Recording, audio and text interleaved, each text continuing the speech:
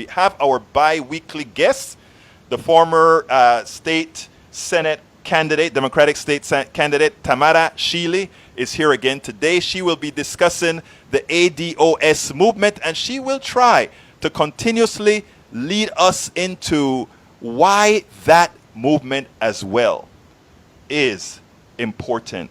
Why is the movement important? Without further ado, I bring you Tamara Shealey. ¿Cómo estás? How are you doing, my friend? Hi, Egberto. Good afternoon, Politics Done Right family.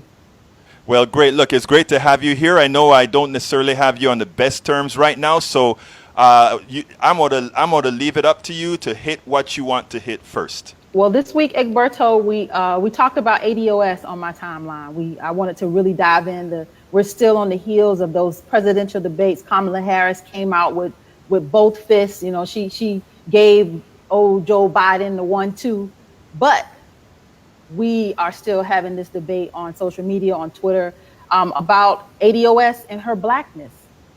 And okay, what does that really mean? And it doesn't. And we are not the ADOS movement. Kamala Harris is black. You, Egberto, are black, right? We're right, black of course. People. We're having this black experience across the diaspora. So it's not just here in America. We are black people, but lineage matters. It matters. And Kamala is Indian and Jamaican, if I'm correct. She's black, Indian, Jamaican. Okay.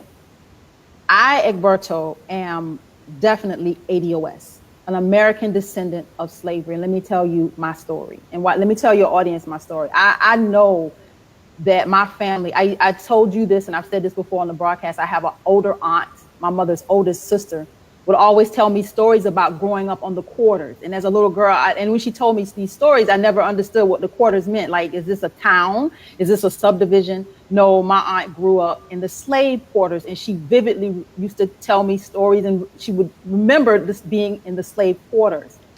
I have another cousin, young cousins, and one generation behind me, who were so afraid to even come in. I'm from Savannah, for those of you that don't know, but there's rural areas. My family is really, I am from Savannah. I grew up in the city, so I'm quote unquote, I guess a city girl, not so rural as my family members, but the root of my family is in rural Georgia, like Eden, Georgia, Eden, Ella Bell, Georgia, Bryan County, little places that don't even have stop signs.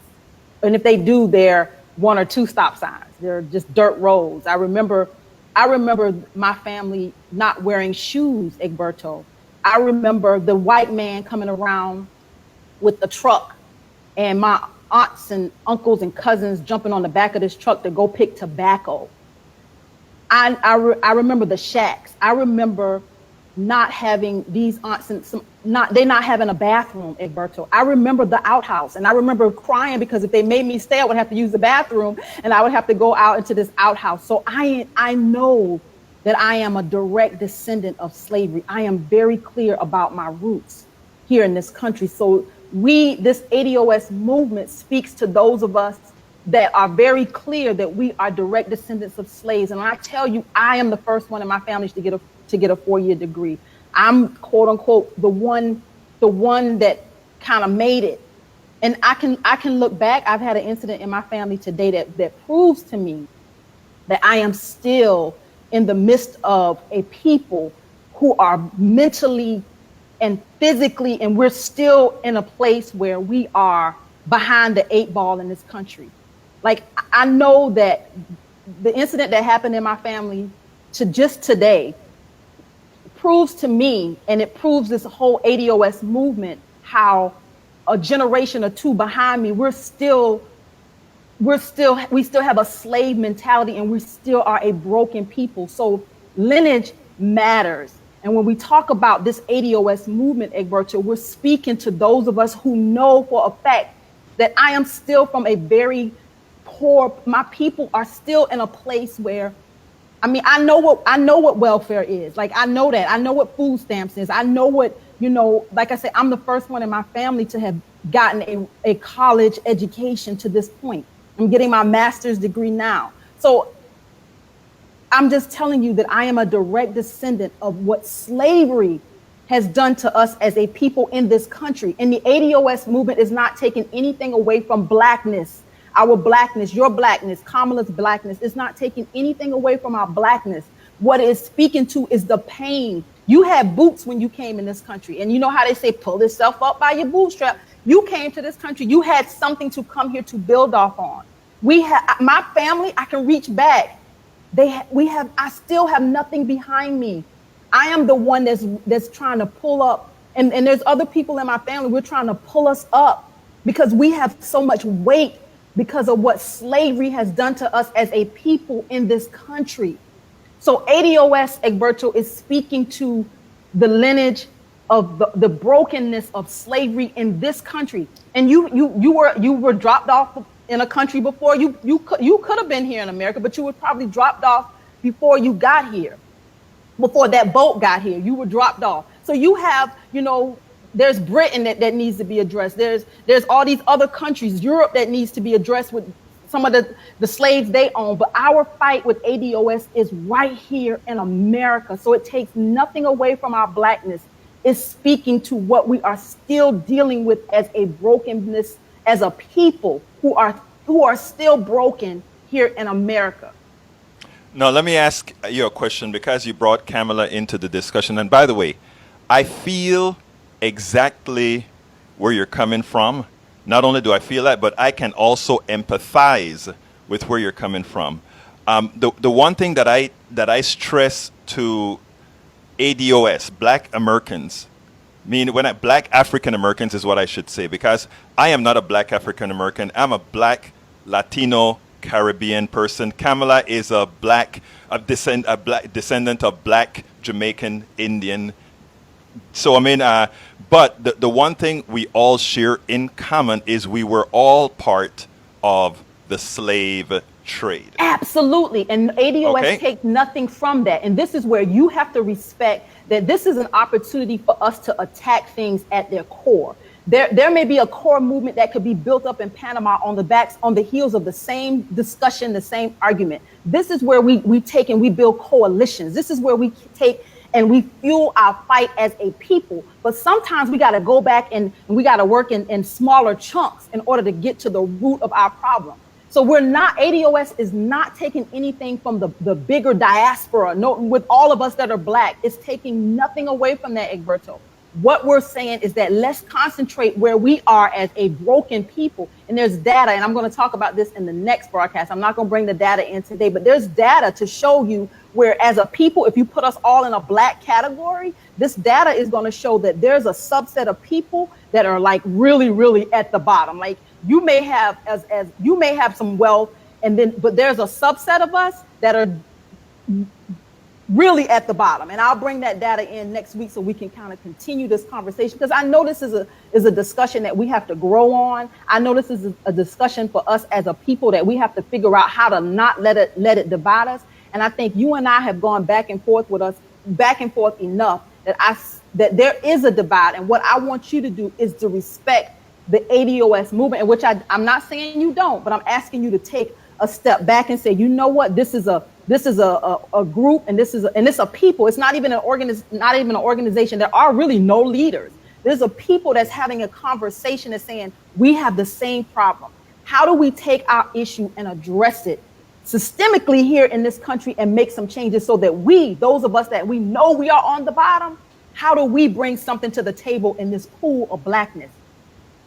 Okay, I just first want to qualify something that you said, Tamara, and that is the following. As far as respect or whatever, you are here all the time and you have an open platform to say as you wish. So that is how I roll, and that is not only how I roll with ADOS, that is how I roll with things that I agree with or disagree with.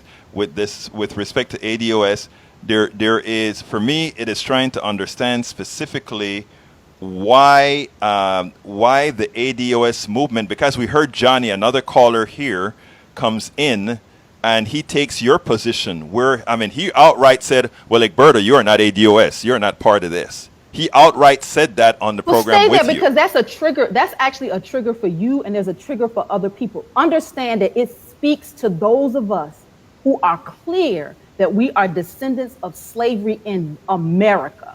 It's nothing about our blackness, Egberto.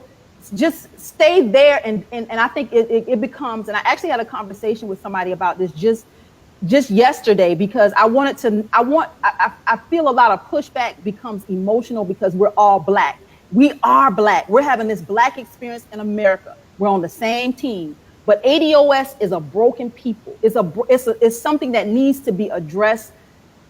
Let me read to you the agenda. Let me read this one mission statement. As a specific group with a specific justice claim, the ADOS movement demands a specific agenda with policy prescriptions that address the losses stemming from the institution of slavery, Jim Crow, redlining, convict leasing, mass incarceration, and immigration. It is speaking specifically to a specific group of black people.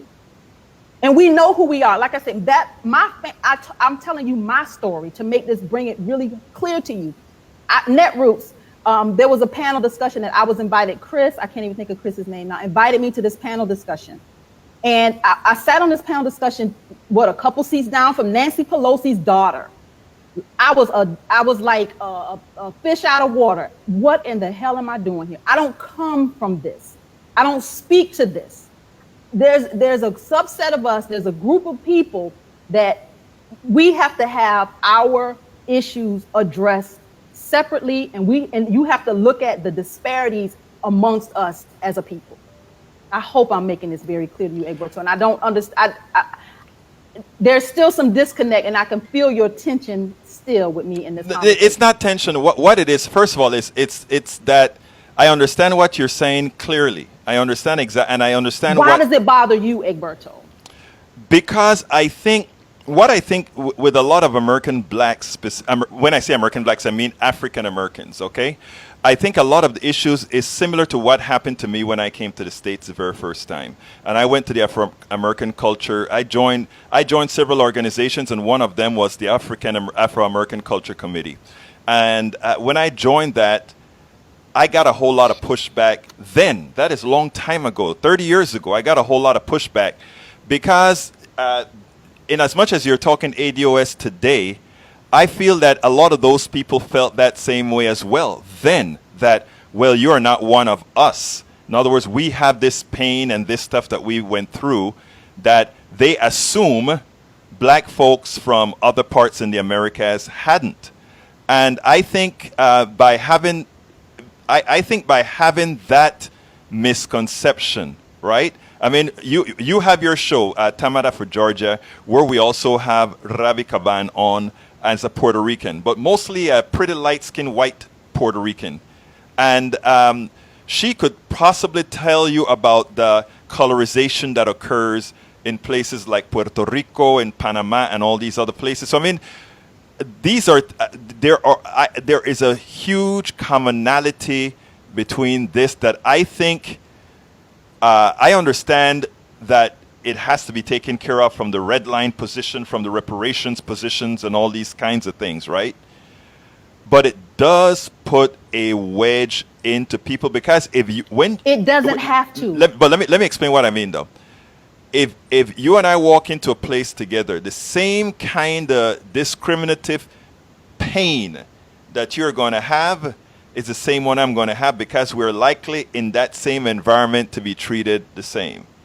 Nobody knows that I have an accent. That's our blackness. That is exactly the commonality. We're going to share our blackness. It's like Egberto, it's like a marriage, right? Just use this as an example. If some two people are going to get married, and one person comes to the marriage and say, "Guess what? I have these issues that I need to resolve before I can even help us in this unity together, this matrimony." So it's the same thing. Let us as a people, we have to go and work on this part. We got to do this, and then we can come back together and address our issues. In with this black agenda that we have. Let me ask you something. My daughter. I don't think you want to understand this. I think feel. No. The reason when I sent you the text today, I said, "What's the topic?" ADOS, I bet. Right? And the reason I said that is because I knew you wanted to talk about that, and I also want to listen to it, and You have to take me at face value. If I tell you this is something I want to hear, is this I want to be convinced.